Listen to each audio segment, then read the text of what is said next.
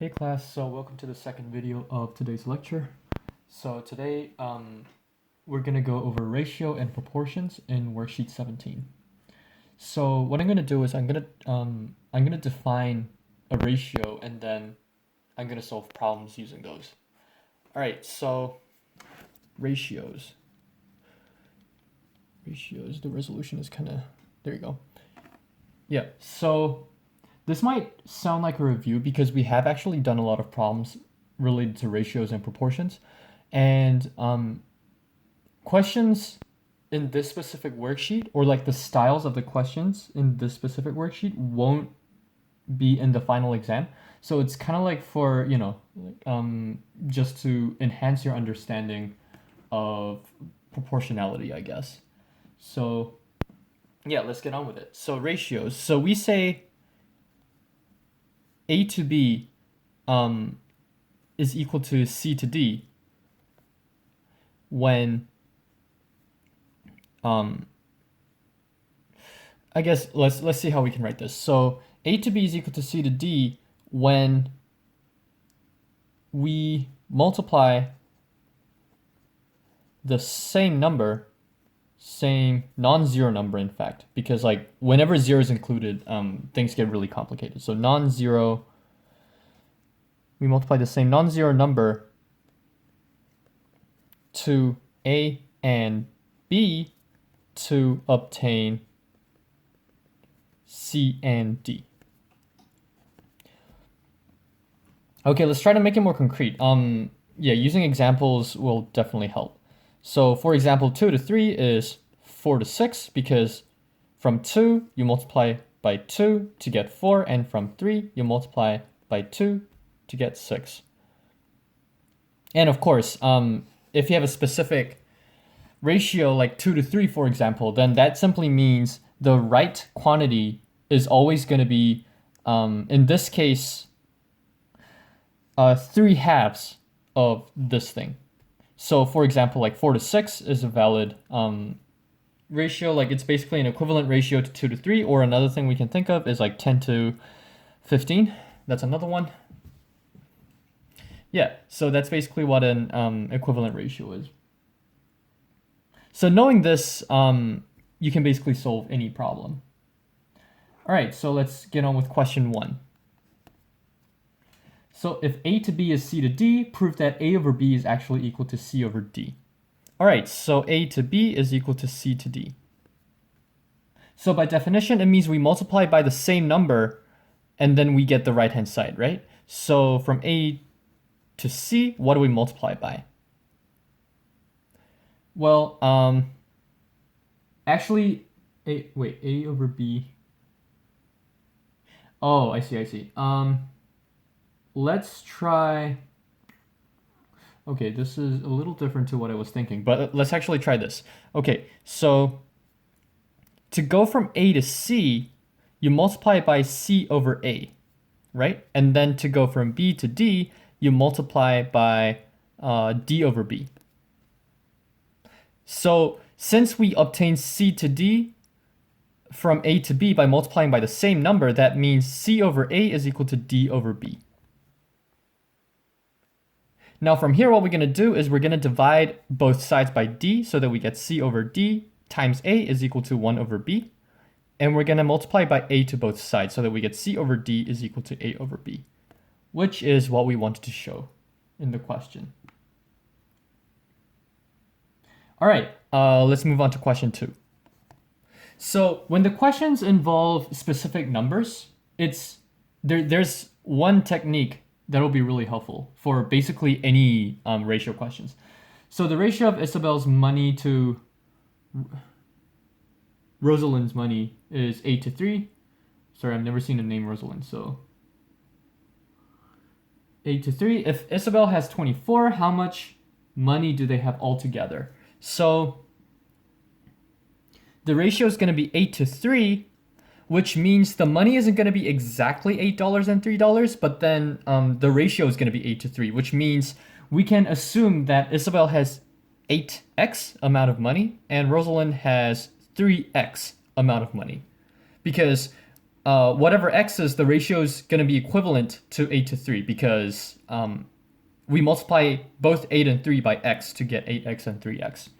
All right, so we know that the amount Isabel has is $8x and the amount Rosalind has is $3x. Now, Isabel has $24, right? So Isabel has 24, and this 24 is actually equal to 8x. That is a little off the page, so... Yeah, 24 is equal to 8x, and this is a simple algebra. X is going to equal 3, which means Isabel has $24, and Rosalind has 3 times 3, which is $9. So altogether, they have $33. All right, hope that wasn't too hard. Let's move on to question 3. I'm not going to solve all the questions, but I'm going to solve one of them, which is going to be 3b. And then hopefully questions A and C are going to be quite simple looking at question B. Or like you will know how to do questions A and C looking at how question B is done. So express each of the following ratios as simply as possible in the form A to B.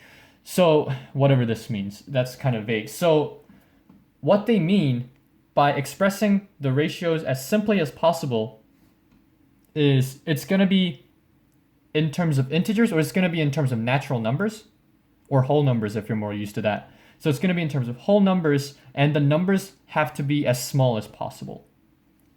So let's have a look. 0.4 to 1.2. We want to look at an equivalent ratio to this that are in terms of whole numbers and the smallest numbers as possible. Well, since these two are not whole numbers, might as well just make them into whole numbers. So I guess a good number we can think of is multiplying by 10 so that we can actually move the decimal point. So if we multiply both 0.4 and 1.2 by 10, we get 4 to 12. Now, is this the simplest ratio we can think of? Well, we can actually multiply both sides by a fourth, or divide by 4. They're basically the same thing. To actually get 4 divided by 4 is 1, to 12 divided by 4 is 3. And this is the simplest ratio we can actually come up with. So if you think about it, it's kind of like, simplifying fractions. So hopefully with this information, you can actually solve 3A and C. All right, question 4. Two numbers are in the ratio 3 to 5 after subtracting 11 from each. The new ratio is going to be 2 to 7. Okay, here's where the technique comes in. So the two numbers are in the ratio 3 to 5. It doesn't mean that the numbers are exactly 3 and 5. So we can just write the numbers as 3 times x and 5 times x. All right, and then after subtracting 11 from each, it's going to be 3x minus 11 and 5x minus 11, right? And the new ratio is going to be 2 to 7. So the ratio of 3x minus 11 to 5x minus 11 is going to be equivalent to 2 to 7. And now we're expected to find the number. Well, if you look at question 1, going back to question 1, question 1 said if A to B is equal to C to D, then A over B is equal to C over D. Let's actually use this fact. If we use this fact, we're actually going to get 3x minus 11 over 5x minus 11 is actually going to equal 2 over 7. All right, and then in fractions, we can cross multiply so that we get 7 times 3x minus 11 is equal to 2 times 5x minus 11. We expand so that we get 21x minus 77 is 10x minus 22. And then we move stuff around so that we get 11x is equal to 55. Hence, x is equal to 5. And then what's the question? What are the two numbers? The two numbers we are looking at are 3x and 5x. So if we substitute x equals 5, we actually get that the numbers are 15 and 25. Those were the numbers we were looking for.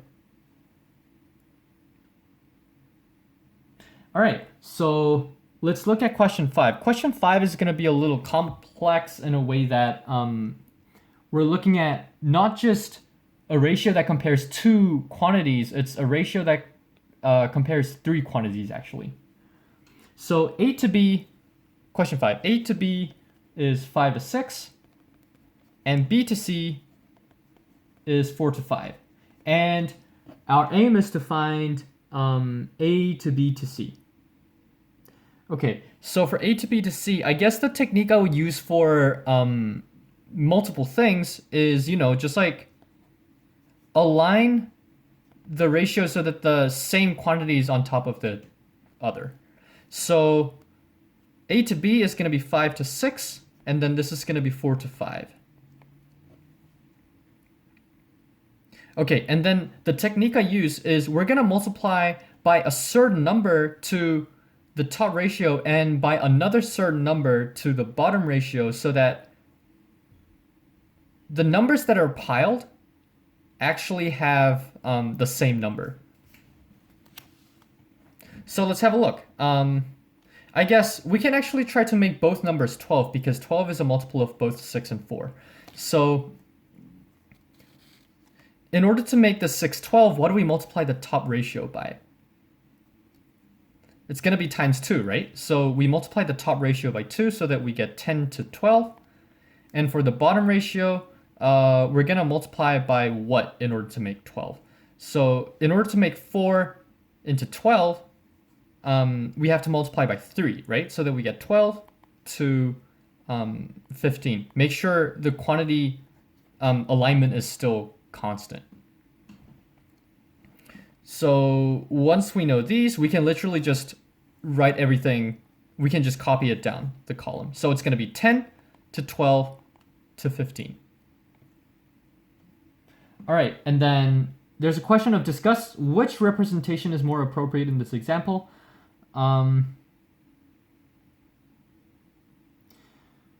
You may draw bar diagrams and use LCM or GCF of two numbers to figure out A to B to C.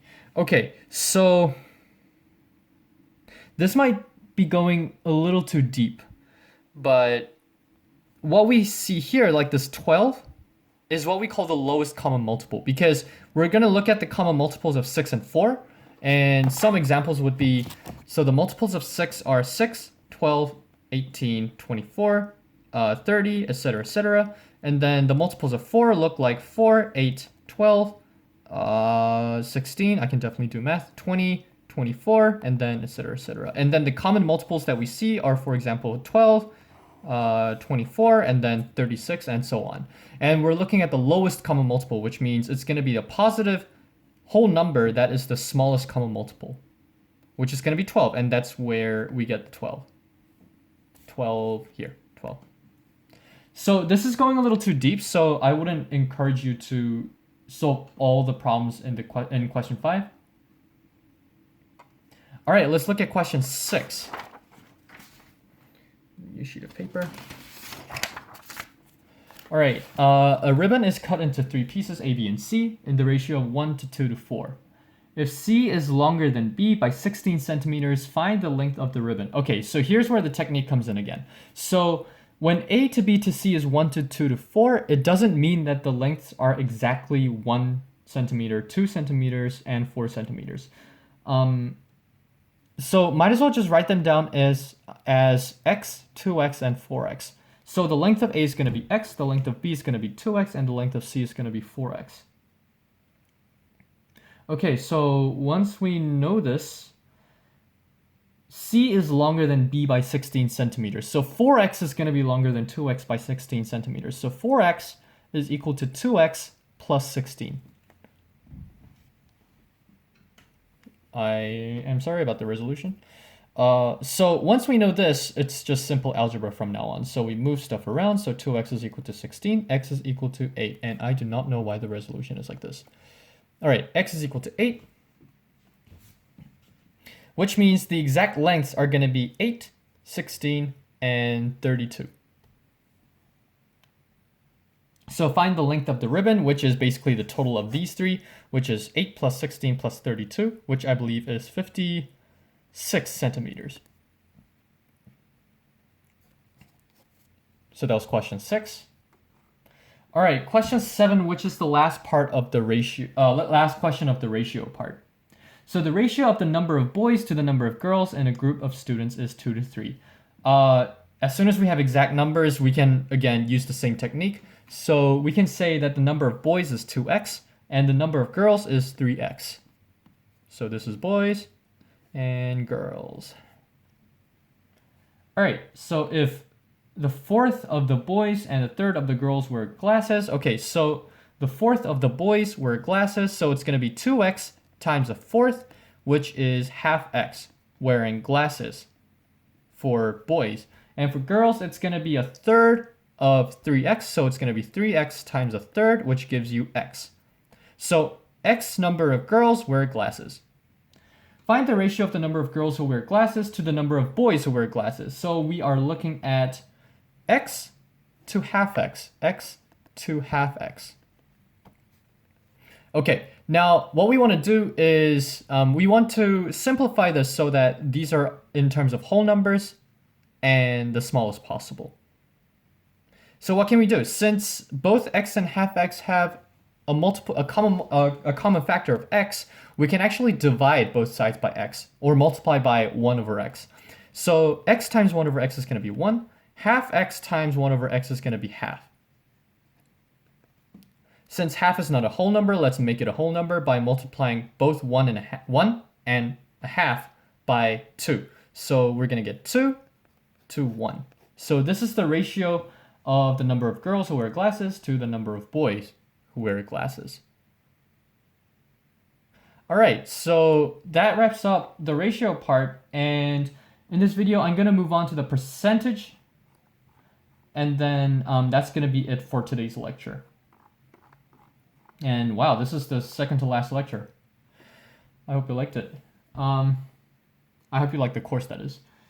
All right, so moving on to percentage. I'm sure you are familiar with this. Percent means basically out of 100. So if you have x percent, let me actually just have a heading, percentage. All right, so the definition of percent is x percent means x over 100. As simple as that. All right, so let's actually have a look at question 1. Question 1 is, David saves $600 and Justin saves $700. Express Justin's savings as a percentage of David's. Okay, so express 700 as a percentage of $600. All right, so that means what is the percentage of $700 with respect to $600? That's the question. So let's look at the fraction first. Then it's going to be 7 over 6, right? All right, and then this is equal to, well, if you have a calculator, then you would know, I guess. Yeah, I don't know what this question is doing in the worksheet, but using the calculator, we can actually see that 7 over 6 is 1.16666 ... Or we can just, round it to 1.17. Sure, why not? All right, once we know this, what is this in terms of x over 100? Well, 1.17 is 117 over 100, right? So that means the percentage is going to be 117%. All right, I hope this wasn't too hard. Let's move on to question 2. All right, a baker made 350 cookies. 100 of them were chocolate chip and the rest were sugar cookies. How many percent fewer chocolate chip cookies were there than sugar cookies? Okay, so there are 100 chocolate chip cookies. I'm just going to write CC. And then the rest were sugar cookies, which means 350 minus 100, which is 250, gives you sugar cookies. All right, once we know this, we would want to know the difference between the sugar cookies and the... How much percent fewer chocolate chip cookies were there than the sugar cookies? Okay, yeah. So that means we want to express this difference as a percentage with respect to 350 cookies. So I guess one way of doing this is going to be the percentage for chocolate chip, or like the fraction for the chocolate chips, is going to be 100 over 350, right? If we simplify this, we're going to get 2 over 7. Yep. And then for sugar cookies, it's going to be 250 over 350, which if you simplify this, is going to be 5 over 7. So we're looking at the percentage of the difference. So it's going to be 5 over 7 minus 2 over 7, which is 3 over 7. And we want to express this in terms of percentage. And again, using a calculator, you would actually figure out that this is equal to 0.4 to, like 8, 5, what is it? 8571 or something. But let's actually just round it to 4286. Then what is this in terms of something over 100? It's going to be 42.86 over 100, right? So from this, we can actually conclude that the percentage of the difference is going to be 42.86%. And that's going to be the answer. All right, question 3. Question 3 is a little tricky, so let's have a look at this. So question 3, Peter is 8% heavier than Henry, and James is 10% lighter than Henry. By what percentage is Peter heavier than James? Okay, so let's say Peter is X kilograms or pounds. Yeah, I'm used to kilograms somehow. So let's say Peter is X pounds. No, sorry. Let Henry be, okay, so let's say Henry is X pounds. Then Peter is going to be 8% heavier. So 8% heavier means Peter is going to be X plus 8% of X, which is 0.08X, which actually equals 1.08X. Okay, and then James is lighter, 10% lighter than Henry, which means from X, he's going to be minus 0.1X, which is 0.9X. By what percentage is Peter heavier than James? So we are looking at the percentage of this over this, except we have to subtract 1 because we're looking at by what percentage is Peter heavier than James. So if we actually find the percentage of 1.08x over 0.9x, if we simplify this, you can see that this actually gives you 6 over 5, I believe. Yes, that looks correct. All right, so it's going to be 6 over 5. Let me see. 18 times 6 gives you, yeah, that's right. 6 over 5, which is 1.2. This is actually equal to 1 plus 0.2, right? Which means Peter is actually 20% heavier than James. All right, so there are 2 more questions, questions 4 and 5. I encourage you to work on them on your own, and if you're stuck or if you want a solution to these, I can always email it to you. Otherwise, I'll see you on Wednesday, which is going to be the last lecture of the course. So see you then.